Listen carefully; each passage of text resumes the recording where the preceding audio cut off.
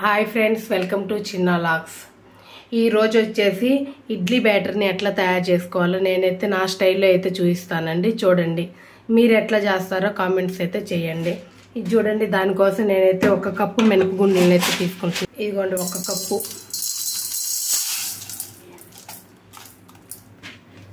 ఇది 2 or 3 times నీట్గా wash చేసుకొని మంచి వాటర్ పోసుకోవాలండి. చూడండి, నీట్గా 2 or 3 టైమ్స్ అయితే వాష్ చేసుకొని మంచినీళ్ళు అయితే పోసుకున్నానండి.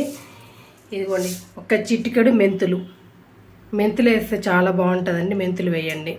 నేను గ్రైండర్లో పట్టుకుంటున్నాను కాబట్టి 1 కప్పుకి 4 కప్పులు రవ్వ అయితే నానబోసుకుంటున్నానండి. 1 కప్పు మినపగుండ్లకు వచ్చేసి 4 కప్పులు అయితే రవ్వ పోసుకుంటున్నాను. చాలా బాగుంటుంది, ఎందుకంటే గ్రైండర్లో అయితే పప్పు ఒదుగుద్ది కాబట్టి చాలా బాగుంటుందండి. 4 కప్పులు అయితే రవ్వ పోసుకోవాలి.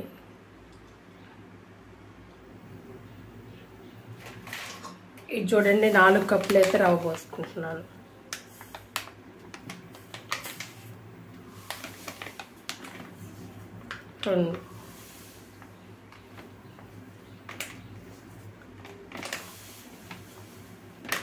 ఇదిగోండి, 4 కప్పులు అయితే రవ్వ పోసుకున్నాను. మనకు కరెక్ట్గా సరిపోతుందండి. దీన్ని కూడా 2 or 3 టైమ్స్ నిదానంగా వాష్ చేసుకొని మంచినీళ్ళు పెట్టుకొని మంచినీళ్ళు పోసుకొని ఉంచుకుందామండి. ఒక 4-5 అవర్స్ తర్వాత గ్రైండ్ చేసుకుందామండి. గ్రైండ్ పట్టేటప్పుడు చూపిస్తాను. చూడండి, 4-5 అవర్స్ మటుకు నానాలండి. అప్పుడు పప్పు బాగుంటుంది, పిండి కూడా బాగా ఒదుకుతుంది. నేను చూపిస్తాను. చూడండి, రవ్వను కూడా 3-4 సార్లు కడుక్కొని మంచినీళ్ళు పోసుకున్నానండి. ఇది కూడా ఒకేసారి నానబోసుకుంటున్నానండి. చూడండి, రవ్వ మినపప్పు ఒకేసారి ఇది ఊరబెట్టుకోవాలండి. చాలా బాగుంటుంది ఇట్లా చేసుకుంటే. 4-5 అవర్స్ తర్వాత గ్రైండ్ చేసుకుందామండి. గ్రైండ్ చేసుకోవడానికి మనకు కూల్ వాటర్ను వాడాలండి. కూల్ వాటర్ వాడితే చాలా బాగుంటుందండి. ఇడ్లీ అయినా దోశ అయినా పిండి పట్టేటప్పుడు కూల్ వాటర్ వాడితే చాలా బాగుంటుందండి. ఫ్రీజర్లో నేను కూల్ వాటర్ని అయితే పెట్టుకుంటున్నాను.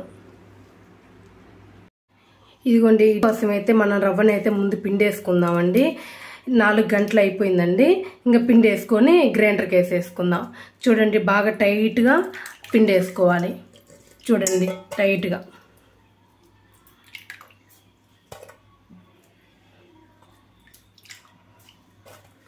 ఇట్లా టైట్గా మొత్తాన్ని పిండి వేసుకొని గ్రైండర్కి వేసుకుందాం మినప్పప్పు. చూడండి, ఇట్లా టైట్గా అయితే పిండి వేసుకున్నాను. ఇంకా మినపప్పుని గ్రైండర్కి అయితే వేసుకుందాం. దానికోసం అయితే ఫ్రిడ్జ్లో వాటర్ పెట్టుకున్నానండి. ఆ వాటరే వాడతాను. చూడండి, మినపప్పు అయితే బాగా నానాయి. దీంట్లో ఉన్న ఎక్స్ట్రా వాటర్ మొత్తం అయితే వంపేసానండి. ఇదిగోండి, కూల్ వాటర్ రెడీ అయ్యాయి.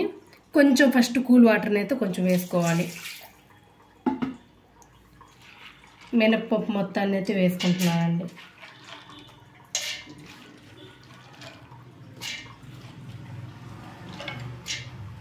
దీంట్లో వాటర్ రాకుండా మినపప్పు మొత్తాన్ని అయితే వేసుకోవాలి. కూల్ వాటర్ వాడండి, చాలా బాగుంటుంది. దోశ పిండి అయినా ఇడ్లీ పిండిలోకైనా కూల్ వాటర్ వాడి చూడండి, చాలా బాగుంటుందండి. ఆన్ చేసుకుందాం.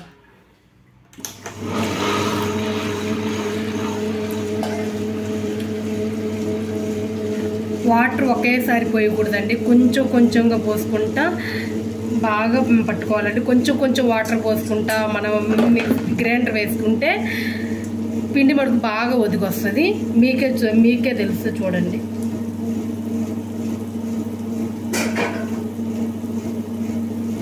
కొంచెం కొంచెం వాటర్ పోసుకుంటా గ్రైండ్ చేసుకోవాలి.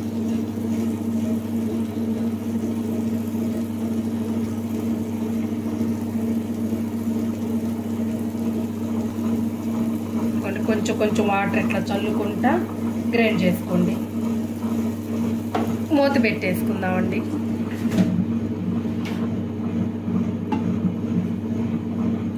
కొంచెం సేపటికి మడుకు వాటర్ చల్లుకుంటా ఇట్లా చేసేసుకుందామండి.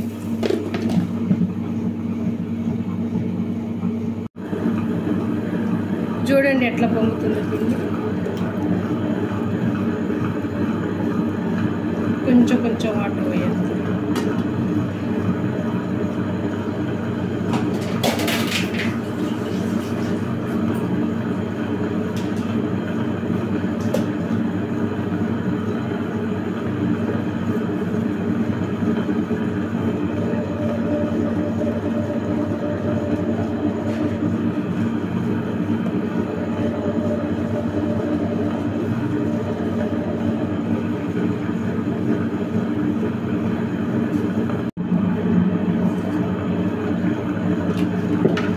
చూడండి పిండి అయితే రెడీ అయింది.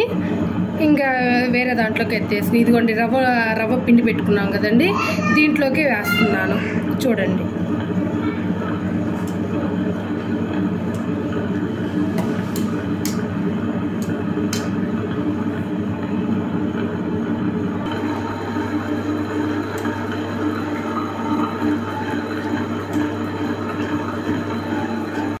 చూడండి మొత్తం తీసేసుకున్నాము.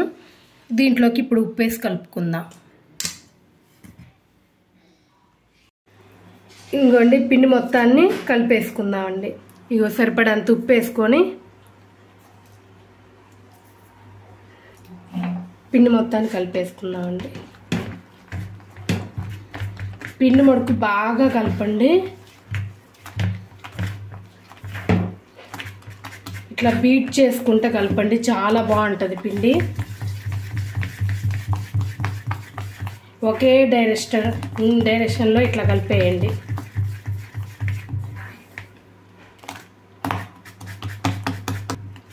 ఉప్పు ఒకసారి టేస్ట్ చూసుకోండి, చాలా బాగుంటుంది. ఒక 6 అవర్స్ అయితే ఉంటే మడుగు పొంగుతుందండి. మనం ఉదయం పూట వేసుకోవడానికి చాలా బాగుంటుంది. ఇడ్లీ పిండి బాగా పొంగుతుంది. ఇప్పుడు చూడండి, ఇప్పుడు సగమే కదా ఉండి ఎండా అవుతుంది. చాలా బాగుంటుంది పిండి. ఇదిగోండి ఇట్లా ఉంటే సరిపోతుందండి. మనకి పొంగేటప్పటికి కొంచెం టైట్ అవుతుంది. పిండి బాగా పొంగేటప్పటికి కొంచెం టైట్ అవుతుంది. మనకి కరెక్ట్గా ఉంటుందండి ఇడ్లీ పిండి. పొంగిన తర్వాత చూపిస్తా చూడండి.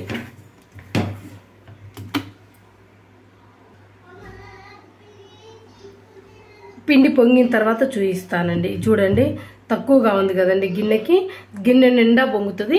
నేను పొంగిన తర్వాత చూపిస్తాను మీకు. ఇదిగోండి ఇడ్లీ పిండి అయితే ఎట్లా పొంగిందో చూద్దామండి. చూపిస్తున్నాను చూడండి. చూడండి ఎంత పర్ఫెక్ట్గా ఎట్లా పొంగిందో, ఎంత బాగా పొంగిందో చూడండి, ఎంత నిండుగా. ఇడ్లీ కూడా చాలా బాగుంటాయండి. నేను చెప్పిన ప్రాసెస్లో అయితే ఒక్కసారి చేసి చూడండి, చాలా బాగుంటాయి. ఈ వీడియో కనుక నచ్చినట్లయితే లైక్ చేయండి, షేర్ చేయండి, కామెంట్ చేయండి. Please subscribe my channel. Thank you. ఇది చూడండి ఇడ్లీ పిండి బాగా కలుపుకొని ఇంక ఇడ్లీ అయితే వేసుకుందామండి. బాగా బీట్ చేసుకొని అయితే ఇడ్లీ వేసుకోవాలండి. అప్పుడైతే చాలా స్మూత్గా వస్తాయండి. చూడండి చూపిస్తాను. ఇదిగోండి స్టవ్ ఆన్ చేసుకొని ఇడ్లీ పాత్రలో అయితే కొంచెం నీళ్ళు పోసుకున్నానండి ఇడ్లీ వేసుకోవడానికి. నేను ప్లేట్లను అయితే నూనె అయితే వేయనండి, తడుపుకుంటాను. వాటర్తోనైతే తడుపుకొని కొంచెం కొంచెంగా వేసుకోవాలి. వాటర్ అయితే బాగా తెరలాలండి. మూత పెట్టుకుని తెరలించుకున్నాం. చూడండి మూత తీసి చూసి ఇదిగోండి వాటర్ అయితే తెల్లాయి. ఇదిగోండి ఇడ్లీ అయితే వేసుకున్నాను. కొంచెం వేసుకోవాలండి, అప్పుడు కానీ పల్చగా నీట్గా వస్తాయి, పొంగుతాయి ఇడ్లీ, చాలా బాగుంటాయి. పిండి ఎక్కువ వేసుకుంటే మందం వస్తుందండి, బాగుండదు. కొంచెంగా వేసుకోండి. నేనైతే ప్లేట్లకి అయితే ఆయిల్ రాయలేదండి. తడిపి వాటర్ వేసి తడిపేసి నేను ఇడ్లీ వేసాను. చూడండి ఇంక మూత పెట్టుకో 10 మినిట్స్లో అయితే మనకి ఇడ్లీ కరెక్ట్గా రెడీ అవుతాయండి, చాలా బాగుంటాయి. హై ఫ్లేమ్లోనే పెట్టుకోవాలండి. ఒక 2 మినిట్స్ హై ఫ్లేమ్లో పెట్టుకొని ఒక 5 మినిట్స్ లో ఫ్లేమ్లో పెట్టుకుందాం. లో టు మీడియం ఫ్లేమ్లో అయితే పెట్టుకుందామండి. చూడండి 10 మినిట్స్ అయితే అయిపోయింది. ఇడ్లీ కింద ఆపేసుకుందాం. ఆపేసిన తర్వాత ఆపేయంగానే ఒక 2-3 నిమిషాలు అయితే మూత తీయొద్దండి, ఆవిరికి బాగుంటుంది. ఒక 2-3 నిమిషాలు అయిన తర్వాత తీసి చూసుకుందాం, చాలా బాగుంటాయి. ఇదిగోండి 2 మినిట్స్ అయితే అయిపోయింది. మూత తీసి చూస్తాను చూడండి. ఇదిగోండి మూత తీసి చూస్తాను చూడండి. చాలా నీట్గా అయితే వస్తాయి.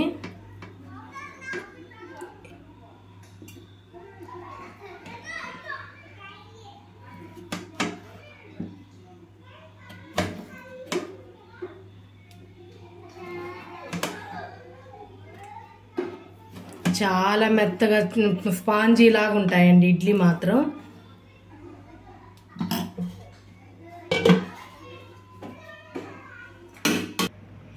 చూడండి ఇడ్లీ ఎంత స్మూత్గా వచ్చాయో, సాఫ్ట్గా వచ్చాయి. ఇట్లనే ఒకసారి చేసి చూడండి, చాలా బాగుంటాయి. ఈ వీడియో కనుక నచ్చినట్లయితే లైక్ చేయండి, షేర్ చేయండి, కామెంట్ చేయండి. Please subscribe my channel. Thank you.